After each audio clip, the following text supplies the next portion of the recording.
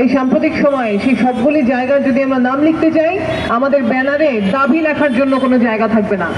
বন্ধুগণ, আমরা পরিষ্কার করে বলতে চাই যে আজকে যখন একটা নতুন সরকার প্রতিষ্ঠিত হয়েছে, আমরা মনে করি বৈষম্যহীন আন্দোলনের উপর দাঁড়িয়ে যারা আজকে সরকার প্রতিষ্ঠা করেছেন তাদের অনেক দায় আছে, অনেক দায়িত্ব আছে, এবং সেই কারণে যদি একই ধারায় বা আরো বর্বরতর ধারায় এখানে নারী নির্যাতনের ঘটনা ঘটে, তখন আমাদেরকে ভাবতে হয় যে আসলে আমরা শুধুমাত্র চেয়ারের বদলই দেখছি কিনা।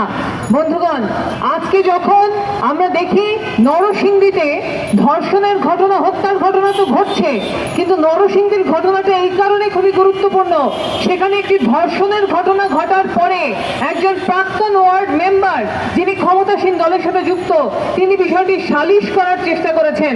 আমরা জানতে চাই যে আজকে ক্ষমতাসীন দল ধর্ষণের শাস্তি সালিশের মাধ্যমে হওয়া সম্ভব, বা ধর্ষণ হলে সালিশের মাধ্যমে সেটা বিচার করা সম্ভব, এইটা ক্ষমতাসীন দল মনে করে কিনা।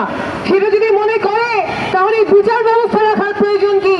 আজকে ধর্ষণের পরে নরসিংদীতে সেই ওয়ার্ড নেতা প্রাক্তন মেম্বার তিনি সালিশ করার চেষ্টা করেছেন, এবং সালিশ করার চেষ্টা করার পরে সেই সন্ত্রাসীরা মেয়েটিকে আগে শুধু ধর্ষণ করেছিল, পরে বাড়ি থেকে তুলে নিয়ে গিয়ে তাকে হত্যা করেছে।